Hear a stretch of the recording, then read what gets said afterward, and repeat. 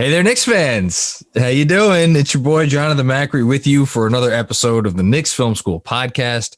I am joined by my co-host, the one and only. He has been through quite a month, but and quite a year, as we all have. But it's almost over, right, Jeremy? Jeremy, it's almost over. Yeah, I mean, 2020 is almost over. The only thing that changes on January 1st is just the date. You know, it's just 2021 rolling over. It's symbolic, 2020 though. Rolling over.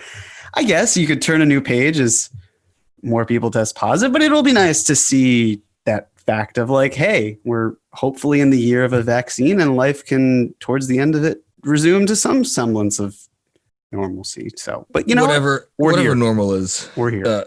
Yeah, these days. Well, let's look on the bright side. The basketball of late has been good. And we get to talk about actual basketball, which is a welcome change, and B, it is decent basketball, especially the most recent basketball that we get to talk about. Because when we recorded this last week, we were coming off of game 2 of the preseason, which was, you know, well, probably I would say calling it a mixed bag is a bit generous. So we're going to talk about the last two preseason games and really focusing in on the last one because I think a lot of stuff happened that obviously matters. And then we're going to zoom out, as Jeremy and I so often do, because some other stuff happened in the NBA this week, which I think, you know, it. Not that it affects. It doesn't necessarily. How do we put this? Because it doesn't directly impact the Knicks, but it could later. And it certainly could indirectly impact them. Yeah, and it's like if they were, let me put it this way, and then we'll get into it later. I hope that what happened this week didn't like have people inside MSG throwing up their hands and be like, "Oh no, now what are we gonna do?" Because that would be a bad sign. That's what I was trying to say, and I couldn't find the words. Before we get there, though, we have an interesting situation on our hands. I'm going to start with this.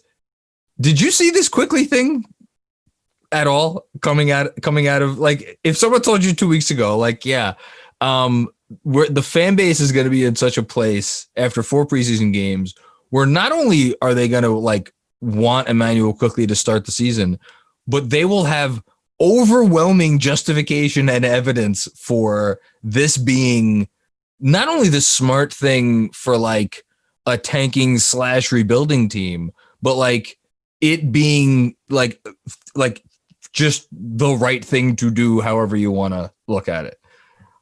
I didn't see it coming at all. I mean, just based on the fact that it felt like you've got Alfred Payton and Dennis Smith Jr., and that's how you're going to work with it. And, you know, at some point, maybe the Knicks turn a corner and they say, you know what, we're just going to not so much give up on the season, but we're going to turn a new page, and this will come towards the trade deadline. But before then, you would hope that quickly kind of made his way into the rotation. And now it's such a turnaround that it's like, if he's not starting, it feels like a letdown, because I don't know what more he could have done to assert himself in an open competition, if assuming there was an open competition, because, you know, Tibbs talked about 4 players who came to camp in fantastic shape, and Quickly was one of them.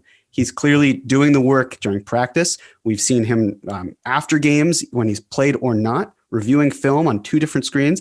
We know that he's working hard, and we know that he's performing in the game. So to me, it's like, how exactly can you say, well, he did all of this, but we're going to rein him in a little bit because he's just not there yet? Because at this point, I get the meritocracy argument, but from Peyton's perspective, what necessarily has he shown that he is that much better than Quickly or deserves to have that starting role? Because if it's a sunk cost thing, he's not making that much more than Emmanuel Quickly is. I was about to say it's $5 million. Like, 1 year, $5 million. Right. And if it's an age thing, I mean, okay, there's not even that significant of a difference. It's like 5-6 years.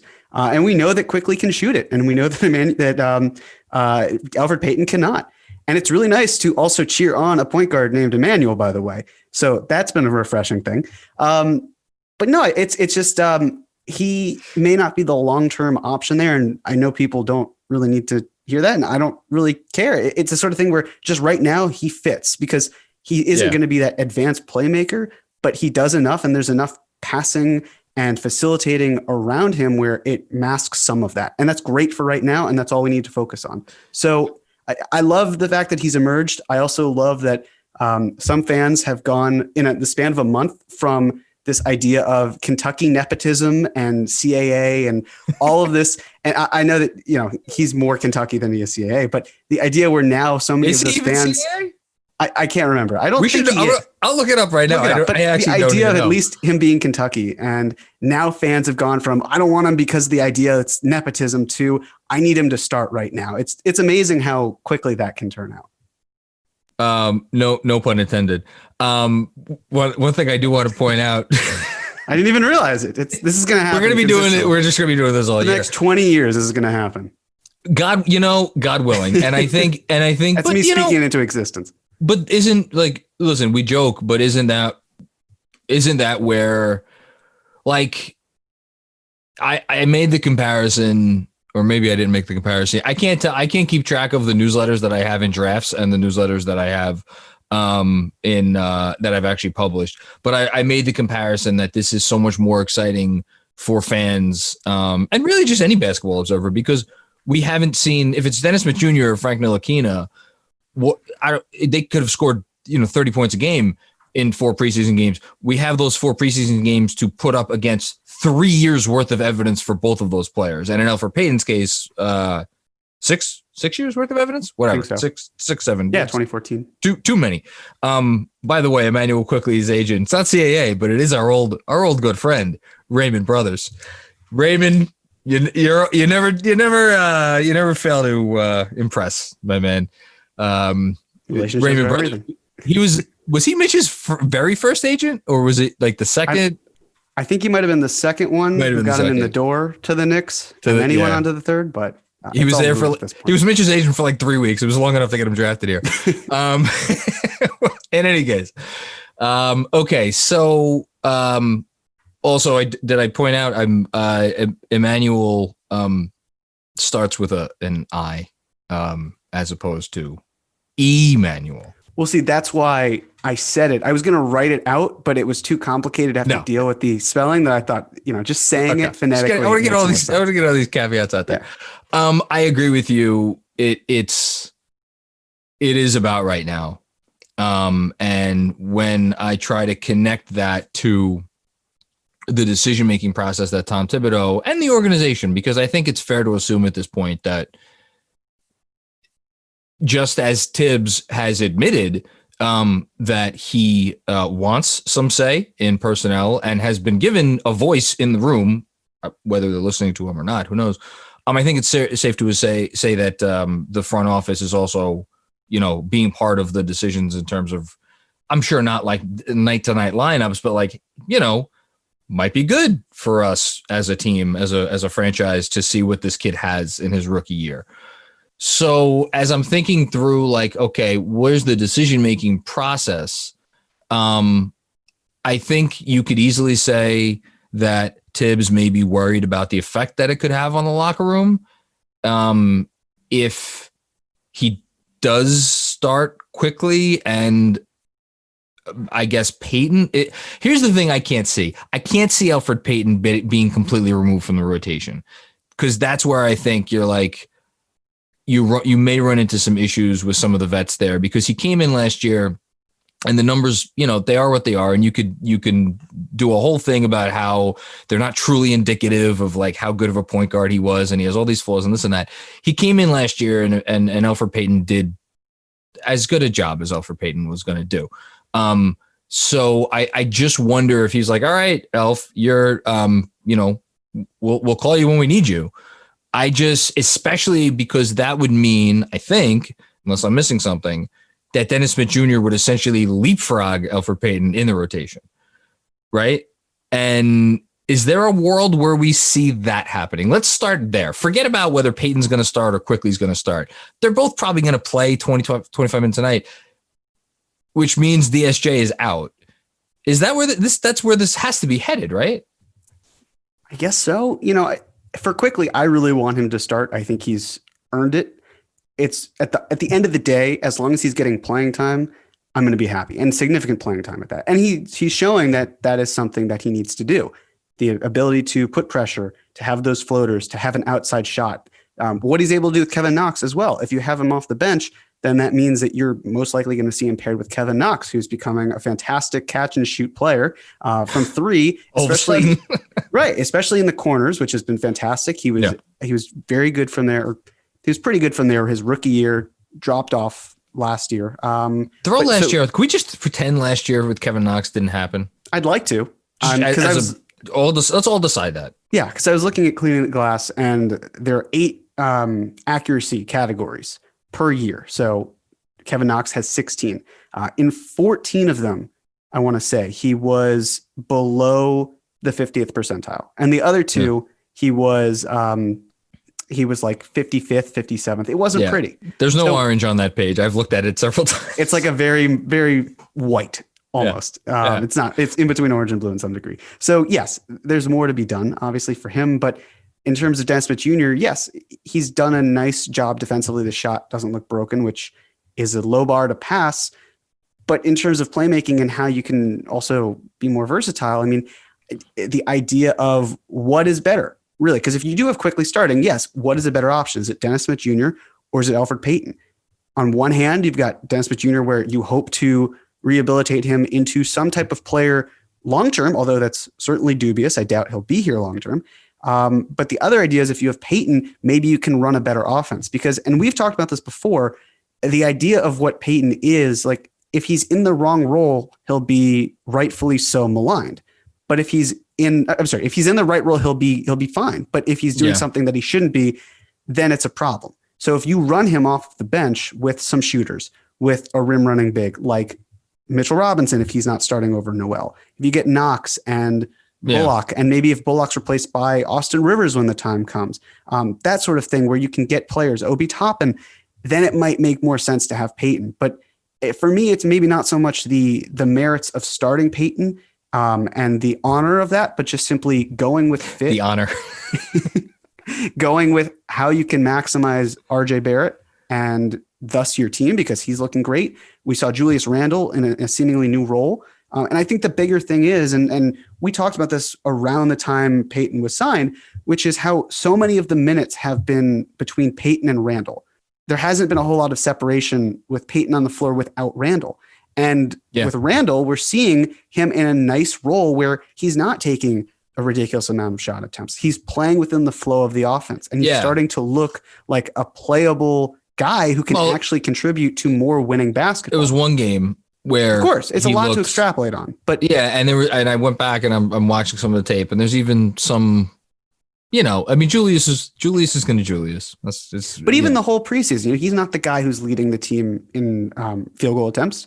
He's got more assists. It's not an indicator of his passing. I know what you're saying. I think by and large he's been good. Right. It seems like he's being reined in, and I think Payton not being with him is a huge factor. 100%. So then that gives us a situation where you have Quickly starting if he goes with this, which again, I don't think he would have run Quickly out there with the starters if he didn't want to, because he could have just sat out Dennis Smith Jr., right?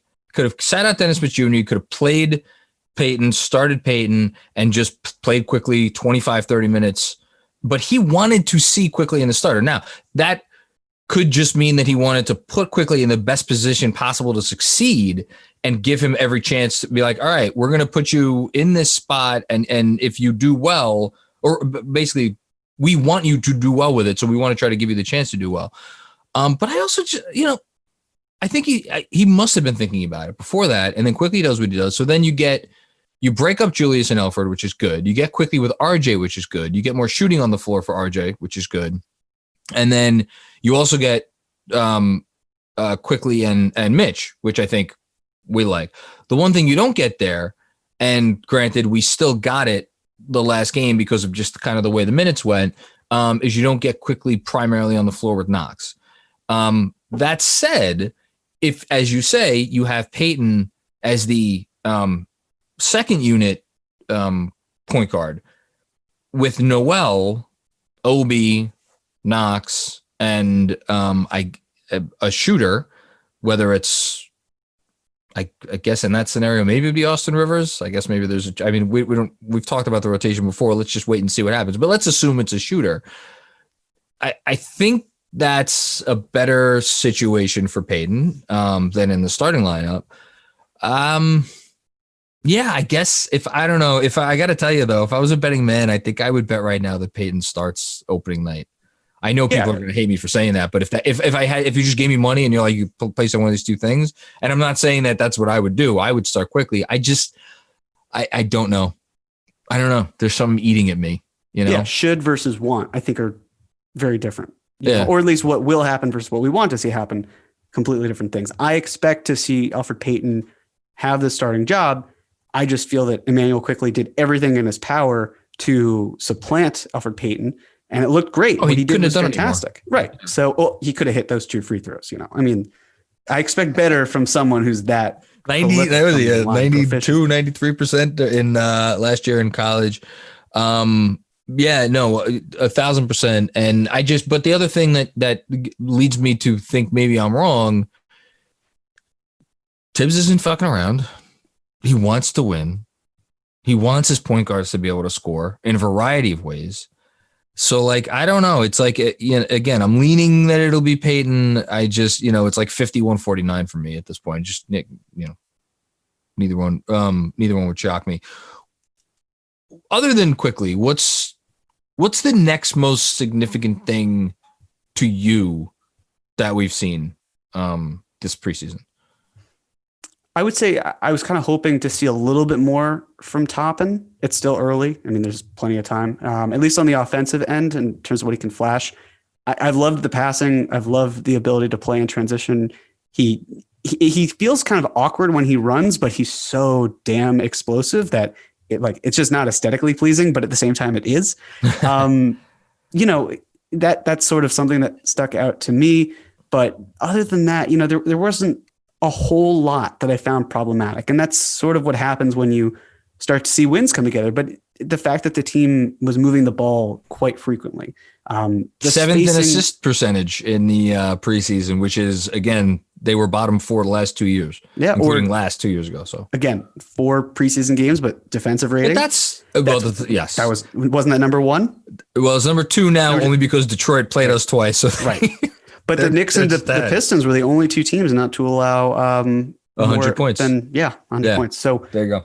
That's great. Little foundational things that might not seem significant right now, and they could also hold absolutely no water when the time actually comes. But you can feel like you're building some sort of foundation, and that's great to see. Yeah. So we'll obviously talk about what the team will look like long term, short term, whatnot. But the spacing thing, it's going to become one of those things where it was always going to be a wreck in a lot of ways, just based on the personnel and the fact that there have been 3 different regimes in the last 4 years. So when you have a roster that's completely in flux, you're not going to have the same vision, and it's going to take time to build out that vision. And right now we're really at the very first year of the Rose administration, and we'll see where it goes next year. I think the most important thing for me moving forward would be if they you can go from Peyton to quickly, pretty quickly. You could do that. You could start Peyton. Listen, it was a softball. If you could go with Peyton game, maybe not game 1, and then if it doesn't go well, change in game 2, like Fizdale did last season. But no, I think you could start Peyton first 4 or 5 games, see where you're at, and then be like, all right, we're gonna make the change, and then that's fine. I think if you start quickly, that's it. I don't think I think it would be counterproductive to then start dicking around. So I think that's the other thing, I guess, that has me leaning a little bit towards Peyton is it feels like once he goes that route, that's it. He's going that route. And, against, they're starting out against the Pacers and the Sixers, I think, are their first 2 games. Those are really good teams.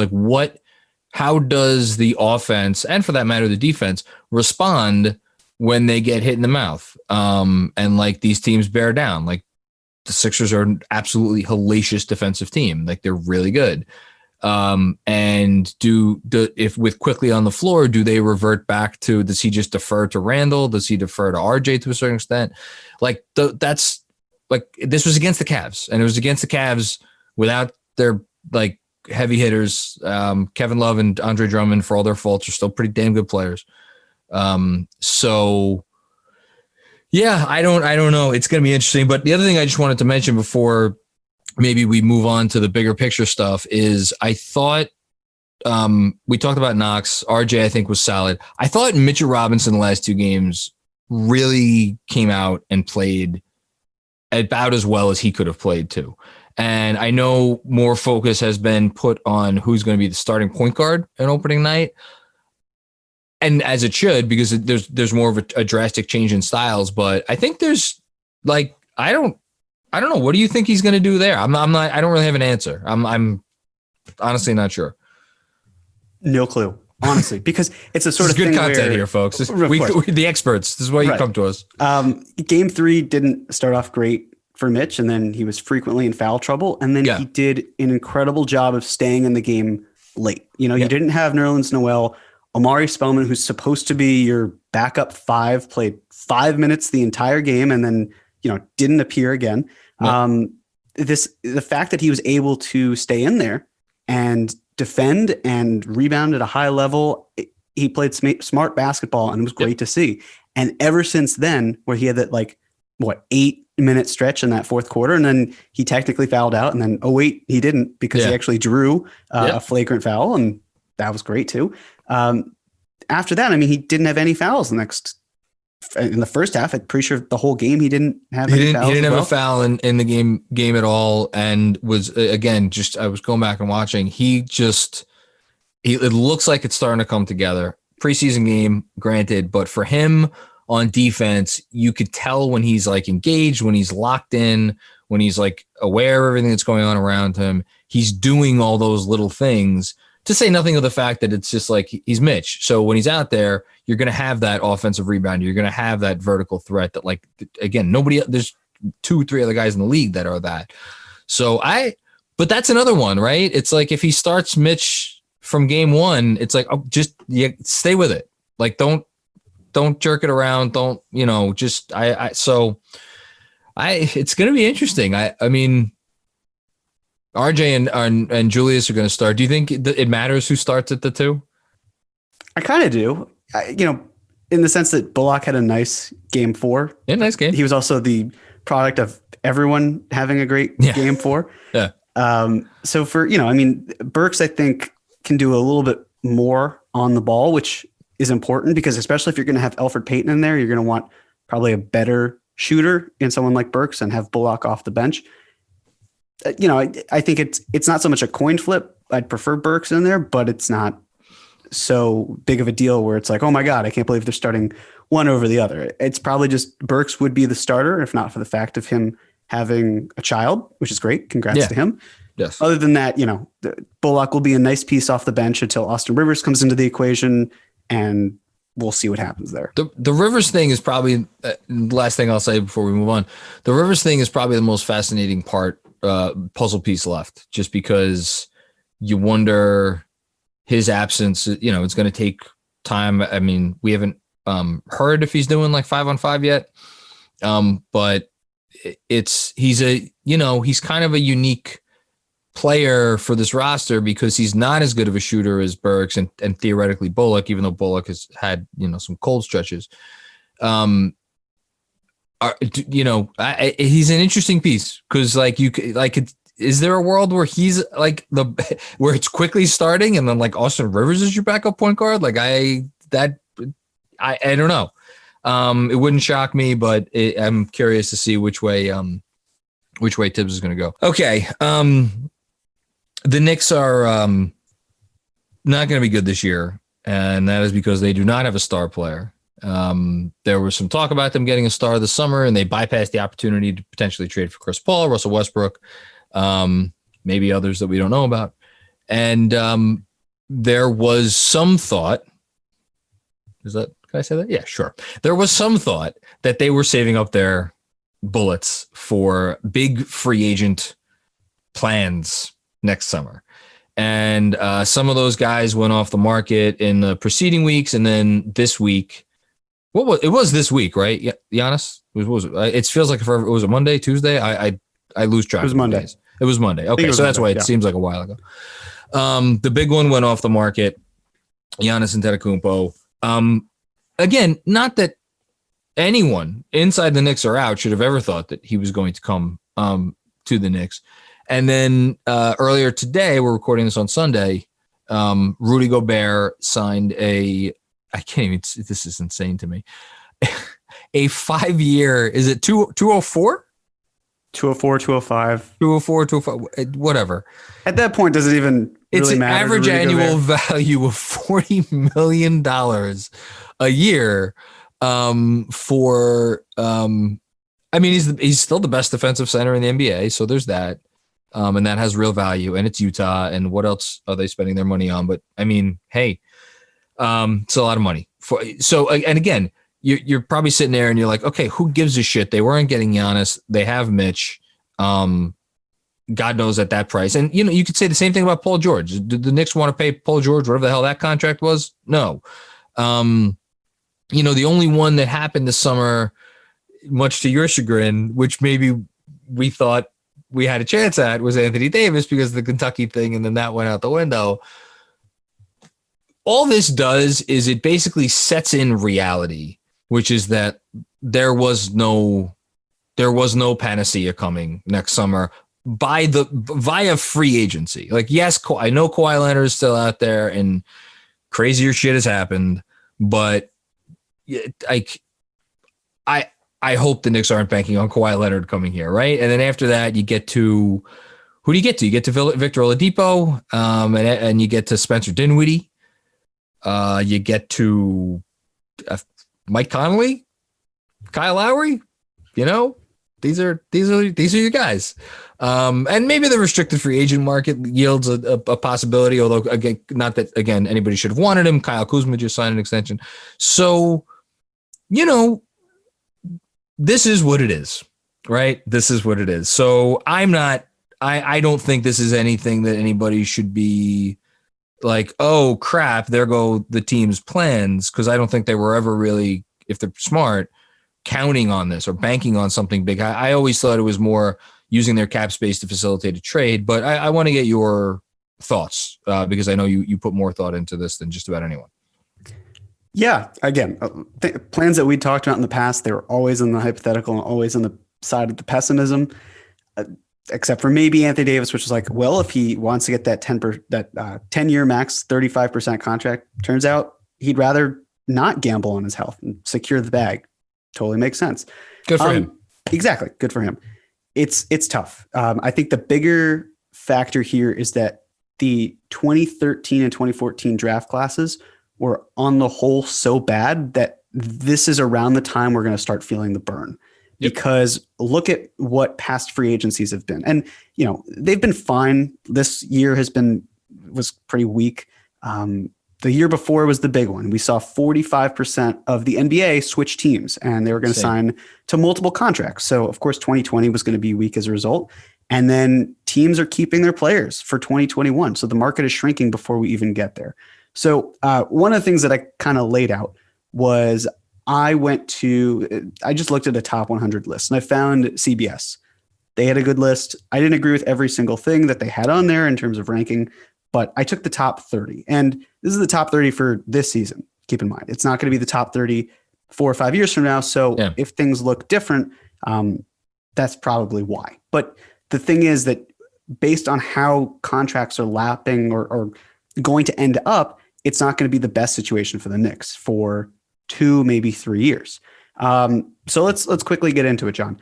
So, we were talking about 2021. You've got Kawhi. He's not going to leave. I don't see why he would. It just doesn't feel like it's in the air. No. So if he's not going anywhere, then you've got Kyle Lowry. I took the top 30 of this list, by the way, and I found every projected free agency year and the age that they'd be during that projected free agency year. Yes. Lowry, I believe, is 35. He's going to be 35. Right. There you go. And now if you're Toronto, your chances of Giannis are gone. So what are you really saving up all your money for? If you want to bring back Kyle Lowry, you can afford to do that. Yeah. Then, there's some of the players you mentioned, but none of them crack the top 30 this year. None of them is really going to be that guy who can actually start to change the trajectory of your franchise. Yes. And that's because that's ultimately what we want, right? We're looking for stars and superstars, guys who are in that more upper and upper echelon of players. Yep. So from the Knicks perspective, they're likely going to get a top 10 pick this year. That's fine. Have tons of cap space, but no. Can you imagine if they stars. didn't get a top 10 pick? That would mean that they would not have finished with one of the 5 worst records, and they would have gotten as unlucky as is possible to get. Or they surpassed expectations and did well, right? But that's what I'm saying. It means they did not finish with one of the 5 worst records. Which I thought you meant in terms of I can't believe they didn't finish poorly enough to fall far enough where they still fell into the top 10. I think we could all agree that if the Knicks don't finish with one of the 5 worst records in the league this season, that would be something of a miracle. Probably. Anyway, continue. Sorry. Yeah. So top 10 pick. I think that's safe to say. Sure. Tons of cap space, but no stars to really spend it on. Yep. You've got the Mitchell Robinson contract coming up. If for some reason Mitchell Robinson is not on this team, what are you replacing him with? How are you going about that? And then you should ultimately bolster your backcourt. They're the stars. I shouldn't say stars. The players who are out there in free agency this upcoming 2021, they're mostly backcourt players, which is great because the Knicks could use some help in the backcourt. So that lines up really nicely. Then you've got 2022, right? You've got Steph Curry, who seems he wants to sign an extension. He's made that pretty clear recently. He is. I think he's going to be the last one. He like Dirk, right? Mm-hmm. Whole career. I think Steph might be the very last. I mean, well, Dame. Sorry, I forgot about Dame. Because Dame's going to retire after Steph. And although you never know. Either way, those are your last 2 who are going to stay with their team the whole time. I don't think we're ever going to see that again. Right. Just for what it's worth. Exactly. He's 34 anyway. Then you've got James Harden, who made it abundantly clear he doesn't want to be in New York, and the Knicks would have to give up enough pieces. And how are you matching a star around him? Because you've just traded so much for James Harden. And do you want to do you want to give a max contract to 33-year-old James Harden? No. We don't need to talk about this now, but it's just the fact that he asked the question. And again, all of this is subject to change. It's very touch and go. There's plenty going on here, but these players aren't not going to be the ages that we're talking about. Yeah. Then you've got Jimmy Butler, who's going to be about the same age as James Harden would be. He could opt out in favor of a bigger max contract. Also, maybe he has James Harden on his team as a teammate. Then you never know. They can hit the open market at the same time. After that, you've got Bradley Beal. Beal's a great candidate. It seems like Beal is constantly in trade rumors. The idea of, okay, well, you could bring him in. That certainly works. But Washington, I don't know if they'll keep him long term. He seems to want to stay there, even though fans and media try to kind of force him out. But he'll be on the younger side. He'll be only 20. He will. But can I just interject very briefly? It seems pretty clear to me at this point, when we look at an NBA free agency, that the biggest stars don't hit the market unless their teams are contending. And here's what I mean by that. Because if you have a Bradley Beal, right? Or for that matter, a James Harden, the Wizards are going to know if Bradley Beal is going to sign an extension there probably within the next 3 months. Possibly. It's possible. At the very least, they're going to know by this summer. So, it's like the notion that he's ever going to even hit the open market. Like, if at some point the Bradley Beal sweepstakes happen, they're going to happen. And I guess, sure, there's always the possibility that we get another Kawhi trade, even though Bradley Beal's not of that ilk, where you have a team saying, you know what, fuck it. We're going to just try to win the championship this year. And if the guy leaves, he leaves. And that's fine. Most teams don't operate like that. And the only guys you've gotten that have actually hit the open market are your Durant's, your Kawhi's, your Kyrie Irving's, where those teams thought they could win a championship in those years. So they didn't have to ask themselves the question of, should we entertain trading this guy? Because they were trying to win. So I just want to put that out there, because I think as we continue, whether it's 2021, 22, 23, that backdrop has to apply. It's not, there's no more of we're just going to assume that these guys are going to be on the market, because we should not recent history says otherwise. They're going to get the bag. And then when they want to leave, they're just going to be like, all right, I'm ready to go now. Send me where, and they could do that. The only question is when is the first guy to do it with 4 years left on their deal instead of 2. So, but I digress. Sorry. It's true though. I mean, look, Jrue Holiday just got traded from the Pelicans to the Bucks. He could hit the open market hypothetically, but you think he's going to leave the best player in the NBA? That situation, right? If you trade Bradley Beal to a team that's really good, why is he going to say, okay, I'm going to leave this team now, even though they traded for me, and go elsewhere? He's probably just going to re-sign when that season ends because he'll be comfortable. That's why you bring these guys in too.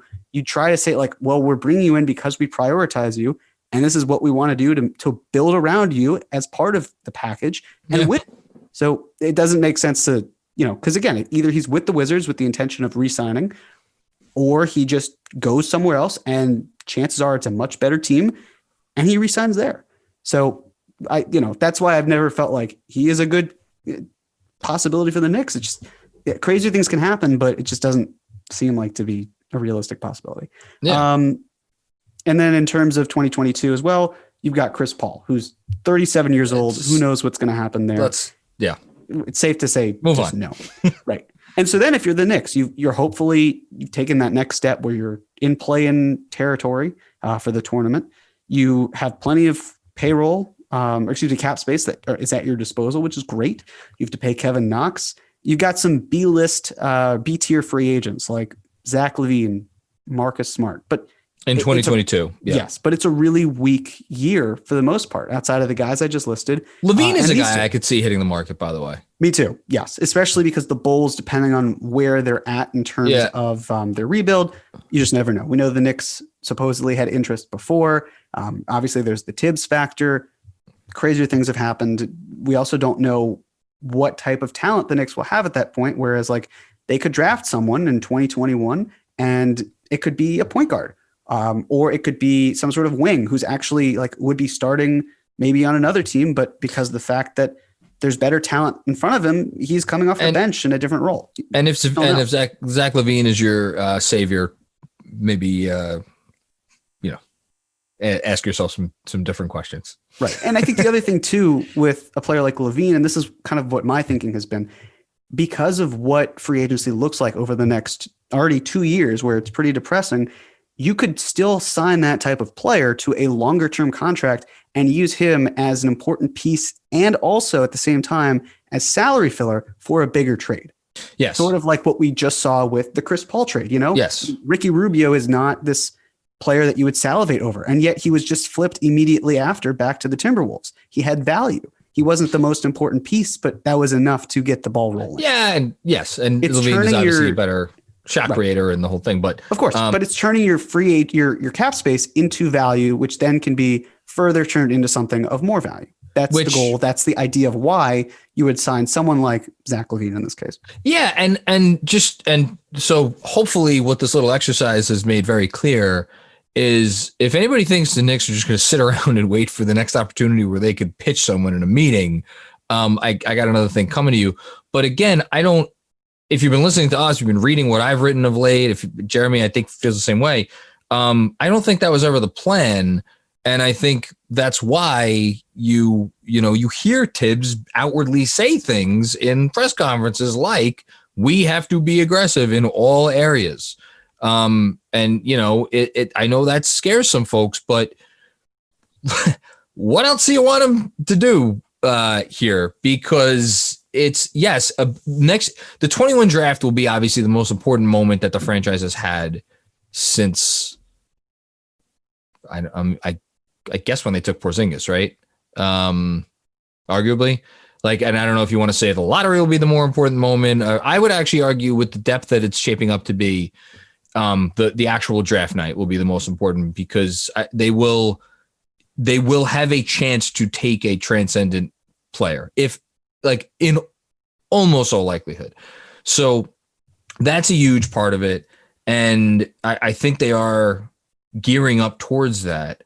But I also think that they are going to continue to be aggressive on the trade market if and when opportunities present themselves for this exact reason, for this exact discussion that we just had. And it's a matter of what can you get to try to make it so that whether it's LaVine in 2 years, he projects to be your third best guy, right? Because you will have drafted a star in the next year, and you will have potentially traded for another star-ish player over, at some point between now and then, right? That's the goal. It's not like there's nobody in MSG, I don't think, is sitting around being like, all right, well, I guess let's queue up the next time we could show our what do they show LeBron James? Sopranos presentation? Yeah. I hope they should go dig that one out again. Yeah. I don't know what else needs to be said. Well, I think the fact is that with all of these teams, it's incredibly rare to find a contender where their three best players are all homegrown. Like it's happened before, of course. Oklahoma City. That's the obvious one. Chicago Bulls when Derrick Rose, Luol Deng, Joakim Noah. Like it can happen. It's just on the rarer side. You're going to find even the Warriors. They had Steph Curry and Klay Thompson, yes, but they also had the benefit of Andre Iguodala off the bench. And he was their finals MVP that first season that they won. So it's the sort of thing where it's nice to have this homegrown idea, but eventually these players are still assets and you try to pool them together and flip them from quantity to quality. And the one benefit that the Knicks really have over the next few years, because they have no choice but to draft and develop their talent and here and then trade and maybe make some upgrades in free agency on the smaller end. But the benefit there is as they're doing that, they have all these rookie contracts and rookie scales, while the bigger contracts of some of the stars that are actually maybe potentially available in like 2023, 2024, the cost of getting those assets, it goes down, which benefits the Knicks. Because if we're talking about, all right, well, the Knicks aren't really going to try to strike on a star until maybe like 2023 in terms of trading for someone. You look at the players who are maybe expiring. Wait, in terms of trading or signing? Well, trading, because signing is, again, based on how it's going to all line up, because in terms of 2023, that's Embiid and Jokic, and I think that's it. Right. Yeah. So you could try to expedite something where you say, we've got RJ Barrett and his cap hold, which would be around $32 million, $33 million. The max contract should actually be less than that. So you'd probably extend RJ the year before or before. I was about to say they could extend RJ if this season. Well, no, not this season. They could extend RJ the following year. Yeah. Yeah. That sort of thing where, you've got some money on the books. Who knows what the situation is elsewhere, where if you really wanted to do something in 2023, like if you thought Embiid was possible, obviously a Leon Rose client, and the Suns are in disrepair and you sense that Devin Booker is going to bolt after 1 year, you say, all right, well, let's trade LaVine and some other assets that we have. Also keep in mind that the Knicks have a ton of 2023 draft picks. I don't think it's a mistake, or I don't think the only reason that they have been collecting 2023 picks is because of the idea of a double draft. I think that they are fully aware that Devin Booker and Karl Anthony Towns are free agents that year. They're getting their bullets ready. Right. And that's the perfect time. That's also another reason why you sign players to longer deals. Like in 2022, if you had a LaVine, signed him to 3 years, you can flip him on draft night. You don't have to worry about well, we have to clear the space for him and all these other things. It's smooth. It's an easy transition to do that type of plan. The one disagreement I have with you is I'm sure I've said this before. I think they're going to make a trade in the next, I think by opening night next year, I said this on the crossover pod we do with Locked On. I think by opening night next year, they will have traded for, I don't know who, but I think they will have traded for a guy. But see, unless it's someone like LaVine, I don't know who that really is going to be. I think the NBA, about the stars, it's just like who really is there that's going to be available. The NBA is a funny place, and things could be hunky dory 1 week, and then the next week it's like, oh, so and so requested a trade, really? Look, I know we're a dysfunctional franchise, but think about where things were with Porzingis the day before that trade. Right. You never know what could actually be going on. Sure. But as you've also said in the past, where you're at this point where it's like the last 2 years of a player's contract is really when you start to see movement. Before then, when it's like 3-4 years left on the deal, there's not really a chance in hell. But so based on how these contracts are lining up, where you've got that, we're a year away or 2 years away from that free agent hitting the market, there aren't that many options out there. Yes. And that are like stars who are also worth being traded for. Unless, look, I don't disagree with you. Your premise is sound and history bears it out. But I think that gets back to the Knicks needing to continue to up the asset portfolio of what's in house right now, which is what gets us back to what this conversation started with, which is like, oh, Mitchell Robinson looks good, Kevin Knox looks good, Emmanuel Quickly looks good, RJ Barrett looks good, Obi Toppin, hopefully a week or two from now we'll be saying the same thing about him. Like, if you think these five guys are going to be here on the Knicks in 4 or 5 years, it's like the starting five. I got news for you. It's just, that's not how it works. Just go look at it literally any other situation in the NBA. So yeah, I don't know. Look, we're not going to sit here and go through like, oh, who might it be? But I do think the NBA is the Wild West, and something will emerge.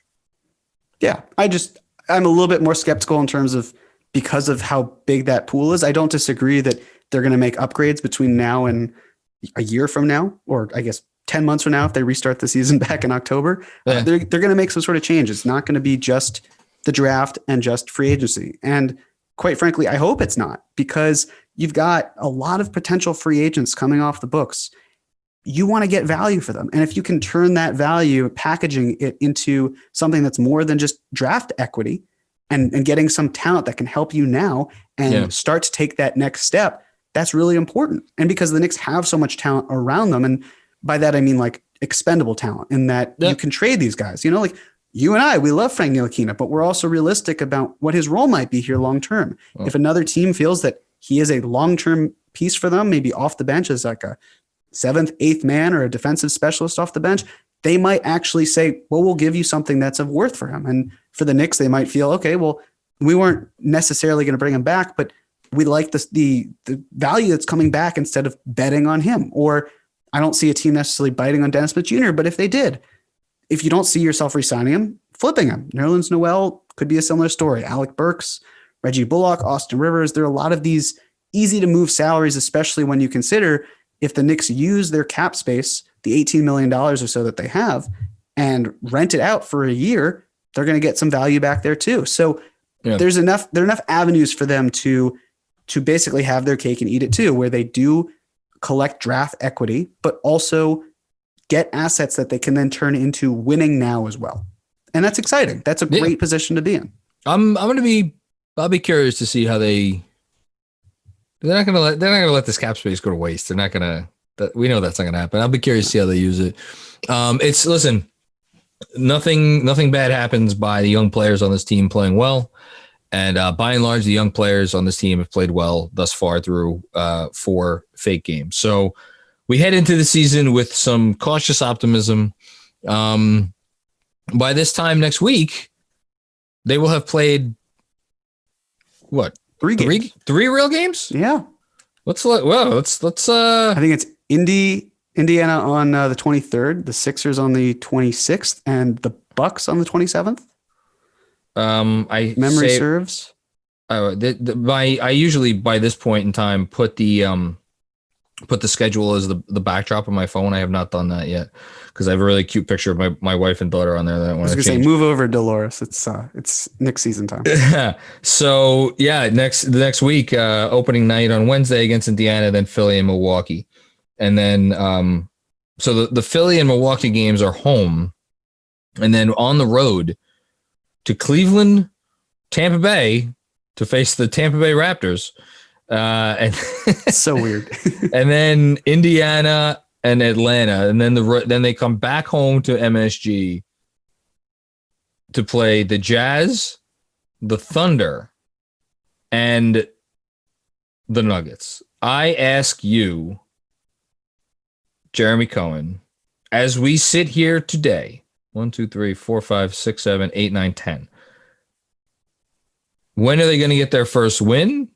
And I'll put myself on the line too, and then we'll finish up. When are they going to get their first win, and what will their record be after 10 games? I'll say it one more time.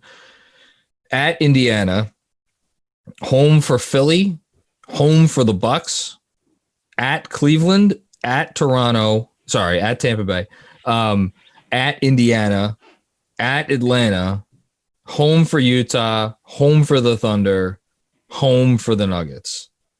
So if you want to go first for one of you pick which question you want to answer first, and then I'll go twice, and then we'll send it back to you.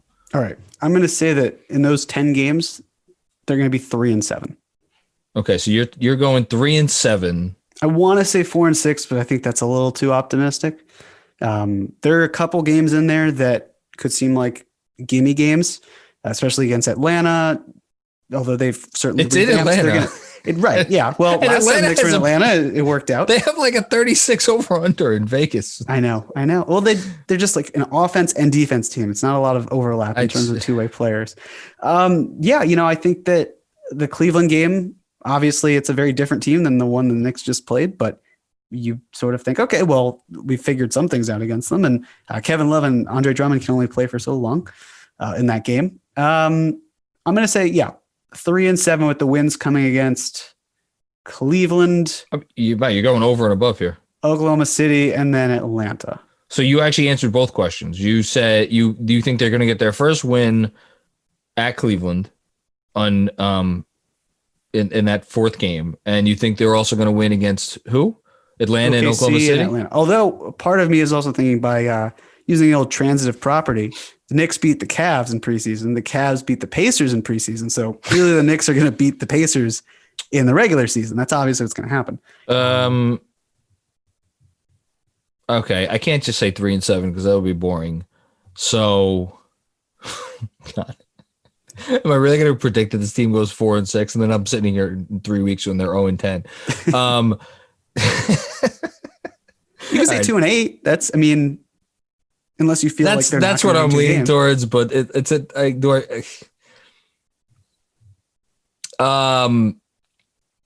fuck it. I'll say they go 4-6, and I think they win opening night. I think they go into Indiana and they win the game. Why not? That'd be great. Screw it.